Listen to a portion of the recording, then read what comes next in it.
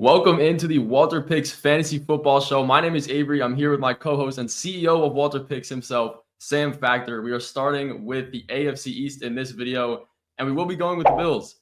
This is a hot topic of a team because there is one guy on this roster. His name is Josh Allen, that has a very high chance to finish as the quarterback one overall. He's done it before, and he's done it many times.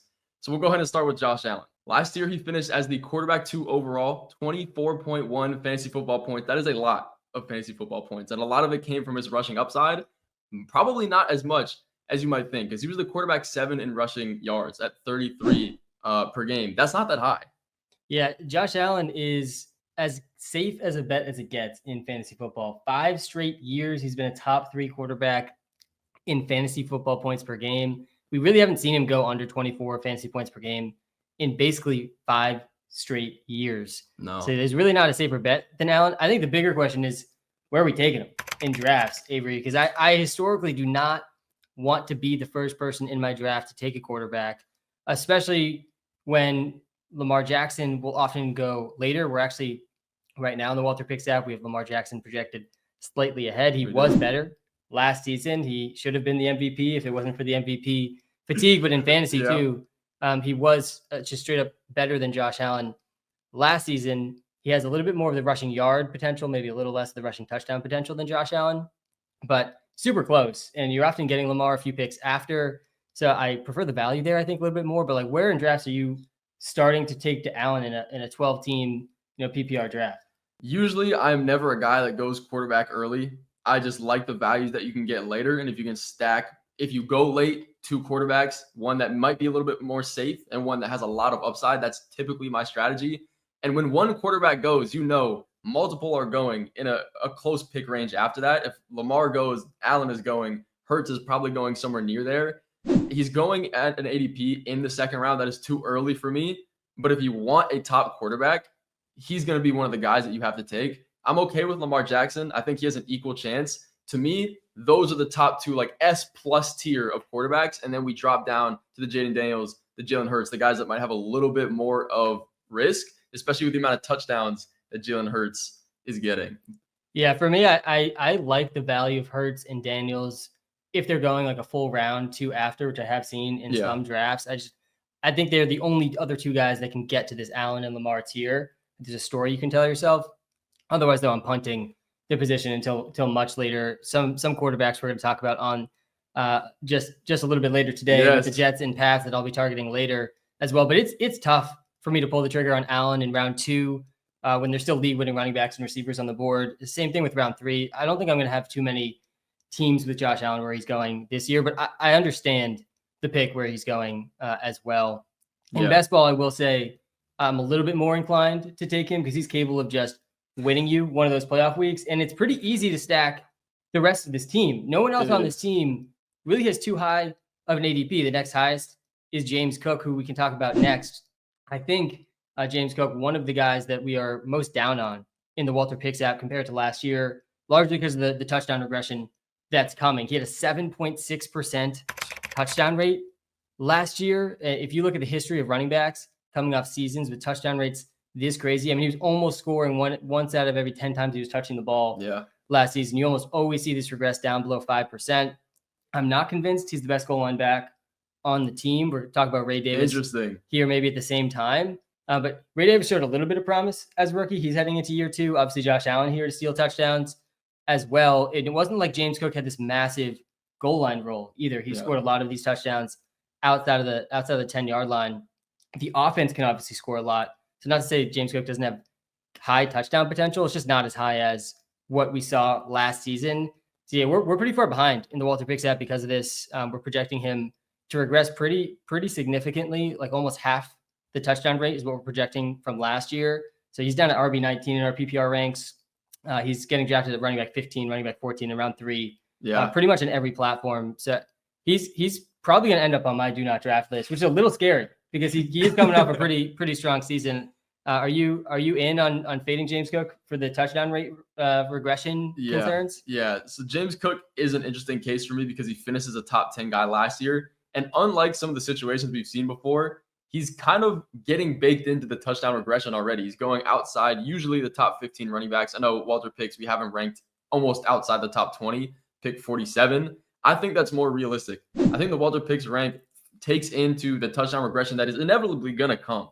He cannot score more touchdowns than he had last year, especially when you have the variance of Josh Allen getting those rushing touchdowns as well. And Ray Davis going into his second year. Rookie running backs, we see them break out every once in a while. With Bucky Irving last year, we see a lot of that. But that doesn't mean Ray Davis is counted out. It doesn't mean he won't get usage in the receiving game, maybe the red zone role, which he could possibly be a better red zone running back than James Cook. It seems like there's only down to go for James Cook. The question is how far down? And I don't think that's necessarily an insane amount. Yeah, I feel pretty comfortable fading James Cook where he's going. I prefer Chase Brown. I prefer Breece Hall. I'm seeing a lot of drafts where James Cook goes before Breece Hall. I'm getting to the point I prefer Omarion Hampton over James Cook as well. He's going after James Cook in almost every single draft, but every single day Najee Harris is out, I get more bullish on that situation too. Ray Davis, on the other hand, one of the higher upside handcuffs in fantasy football, kind of a low-key handcuff, in my opinion, on arguably the best offense in football, maybe second best if you want to argue second or third best if you want to argue the Eagles or the Ravens, but they're in the top three of NFL offenses right now. If James Cook goes down, we just saw how many touchdowns the backfield can score. Ray Davis might already be the primary goal line back after Josh Allen, of course, on this team. We saw 2 games last year. He played over 50% of the snaps. He went over 14 PPR points in both those games. Small sample size, obviously, but year 2 running back on a really good offense, and he's free in drafts. He's going outside the top 50 running backs in most formats. We're a little bit behind projection-wise because there's a lot of mouths to feed in this backfield, but I don't hate him in best ball, and I think he's a pretty high upside handcuff to consider late in drafts. And if you do take James Cook, don't hate the move of going with Ray Davis. Ty Johnson, one of my favorite round 18 to 20 best ball picks too, because he's sneakily one of the better receiving backs in the league. I mean, last year he was like multiple 50-plus yard receptions. It's insane. But that's the running back situation, which I think is mostly an avoid for me on James Cook, draft for me on Ray Davis where he's going. Are you in agreement on both those?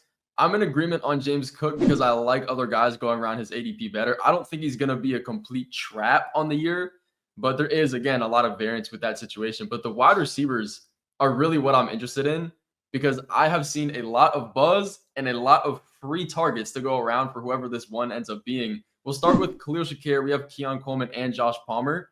Khalil Shakir is going to be that reception guy. He's going to be that slot guy. Last year, he finished as the wide receiver 38, so it's not very high.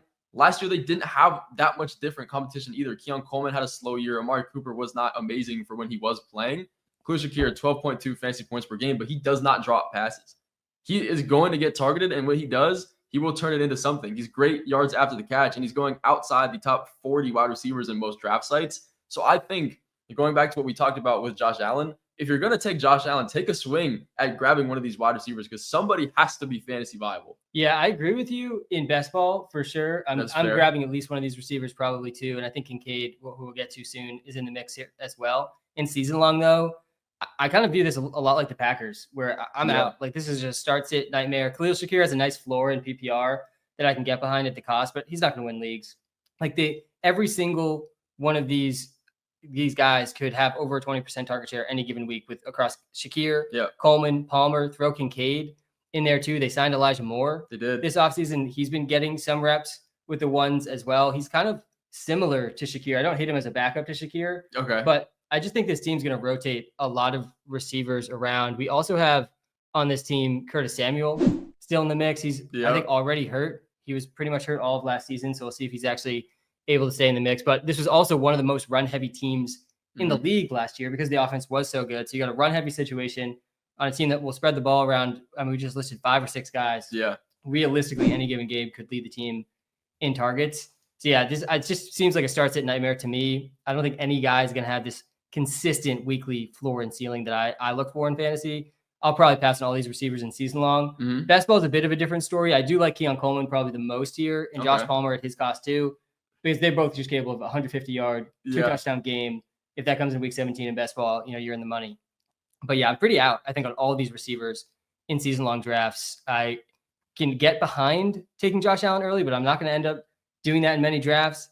I'm out on James Cook. I'm out on pretty much all these guys. I feel like as we go down everybody this except year, Josh Allen. Everyone except Ray Davis, really, I think, is the only one I can get behind at his cost. So we'll see if that ends up blowing up in my face, the top 3 offense. I'm just debating the whole thing. I can get behind Kincaid, though, a little bit at his cost, too, because I do think he's got a chance to lead this team in targets this season. It's definitely possible.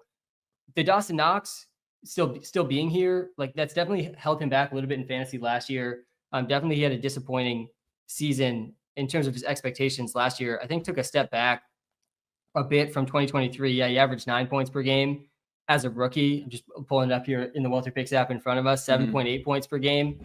7.8 points per game. Last year, we haven't really seen Kincaid be an elite touchdown scorer, and this is the really tough thing with Dawson Knox. Yeah, still being around. He's definitely in play to just steal a touchdown any given week from Kincaid, which is definitely going to be really tilting. It is. But the cost to get Kincaid this year is really, really low. He's getting drafted as tight end 13 on both Underdog and Sleeper right now. So you could be the last person in your league to take a tight end. You could grab Kincaid, Tyler Warren, Kincaid, Colston Loveland. Like I think he's in that range where if I'm punting tight end, I could get behind it a little bit. But he's still going to have a similar issue to the rest of these receivers, just like the Packers, as we discussed in a previous episode. Definitely recommend going back and checking that one out. Yeah. But the cost isn't so high that I could get behind it. How are you approaching Kincaid in drafts? Are you with me on being somewhat in at the cost if he's outside the top 12 tight ends? Do you think he can step up close to what we saw in his rookie season? The thing with these 2 tight ends is that they are always going to be on the field. Dawson Knox is more of a blocker than a receiver. Like Kincaid is the receiving tight end. The question is, how many opportunities will he get with the amount of rushing upside this offense has and runs through? I do think there is something to be said about them not bringing Amari Cooper back. There has to be a reason that's probably bad for the receivers that might be good for Kincaid and the tight end room here. But they had a decent target share, 20% target share last year. That was the tight end 8 for Kincaid. There's definitely room to improve. There's definitely targets that are open. Amari Cooper, when he was there, wasn't amazing. So I do think Kincaid at his price is fine. I don't want him to be my starting tight end. In my opinion, in drafts this year, you either go a top guy or you punt to the end. And if you wait, you can get Colston Loveland, you can get a Kincaid, you can get somebody with upside that you can rotate in. Maybe even a Zach Ertz is going undrafted in a lot of leagues, or you go with the top 3 tight end. Yeah, I feel like the more we look at these last season's numbers and talk through this, I'm out on Kincaid too. He had 2 games last year with 5 or more catches, and the target share number is good. He was 8th in target share, like you just said, but this team was the most run heavy or second most run heavy offense in the NFL. So not all target shares are created equal. Exactly. Which is why he didn't have very many games with even 5 more catches. He scored 2 touchdowns last season. I mean, you're just not going to win leagues at tight end unless you can be an elite touchdown scorer. And this team's just so good at running. Yeah. And there's so many mouths to feed in the red zone. And there's another tight end that could score more touchdowns than in this season. Wouldn't be that surprising. The talent profile from his rookie season is still like somewhat appealing, but yeah, I think I'm probably out at this point. I would definitely prefer Tyler Warren and Loveland by a decent margin. I think 100%. Those guys have like legit league-winning ceilings that we haven't really seen in the touchdown category for Kincaid. So yeah, I guess I'm out on the whole Bills team except Ray Davis. I'm in on Ray Davis at his cost. I'm drafting Ty Johnson in round 20, but otherwise, all these guys are just start-sit nightmares that I'm not convinced you're going to be able to rely on every single week, even though this offense is so good. Yeah. Part of the reason it's so good is because the defense doesn't know each week where the ball's going. It's a similar thing with the Packers, I think. They help them in real football, but drives us nuts in fantasy football. We are 1 spot ahead in the WalterPicks app projections on Kincaid at tight end 12, right in the same ballpark of where he's getting drafted. And again, you got to factor in the cost. It's not awful. I don't think you're winning leagues because of Dalton Kincaid. It's fair. And when you're not a tight end 1 that's getting all of the reps, there's definitely something bad to be said about that as well. Yeah. And the more we make this content, Avery, you'll realize the only thing I care about is, can you win my fantasy league for me? And I care more and more about that as each pick goes on in the draft, even though obviously the talent pool is getting worse. Like, can you actually win my league? If I can string enough players like that hit, that's where you win championships. So that's my mentality with every pick. So yeah, I think I'm out on Kincaid. So I want you to call out where you disagree with me here outside of my Ray Davis take. Is which of these receivers would you draft at their current cost? Right now, it's wide receiver 45. It's here. Coleman's going a little bit later, around wide receiver 53 range. We're a tiny bit ahead on Coleman in the WalterPicks app. We're also a tiny bit ahead on Shakir on our median projection. Again, I'm more concerned about the ceiling here. And then Josh Palmer, we're pretty far down on. But yeah, any of these 3 guys that you would be most likely to draft? I am 100% taking a shot on somebody. My question, I don't know who that's going to be, whatever the draft brings to me. I would probably disagree with you in the fact that Keon Coleman is not high on that list. I think Josh Palmer will start out. I don't think Josh Palmer is not going to be the most predictable wide receiver on this team, but the weeks that he does have that are going his way, he's 100% going to be startable and somebody you're going to like having on the back end of your bench. It does depend how many flex spots you play with, how many roster spots you really have available. I've been seeing a ton of Josh Palmer clips, hype, and everything from training camp.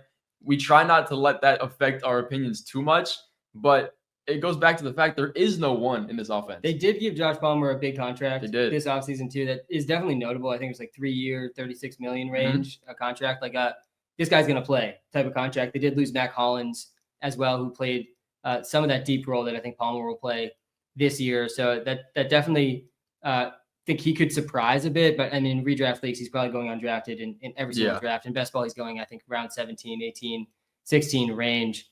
But yeah, definitely notable. The other thing I'll note just with Keon Coleman is he was a really, really effective slot receiver in college, and they just forced him to the outside last year because Shakir's operating, like you mentioned, almost entirely in the slot. I don't think that's going to change. And so Coleman's going to need to grow in an area of the field we've never really seen him ever produce in. I think he could be really effective in that slot role, but they added Elijah Moore, who I think is going to be number 2 in the slot. So I don't really see a path for Coleman playing more in the slot, and Kincaid kind of plays that role a bit too. So that's definitely some reason for caution with Coleman. I think the ceiling though is highest for him just because he's in year 2. He got pretty good draft capital, round 2 pick last year. So if he takes that step forward, maybe develops that outside receiver ability, like the ceiling to me is highest with him, even though he hasn't had as many training camp positive reports maybe as Josh Palmer. All right, I think that does it for the Buffalo Bills episode. We're going to go through the rest of the AFC East coming out shortly. Make sure you guys hit that like and subscribe button if you're enjoying these episodes. We're going through every single team. We're talking about every single relevant player as we get ready for the fantasy football season. Man, it's the best time of year, man. I'm pumped to be in person today.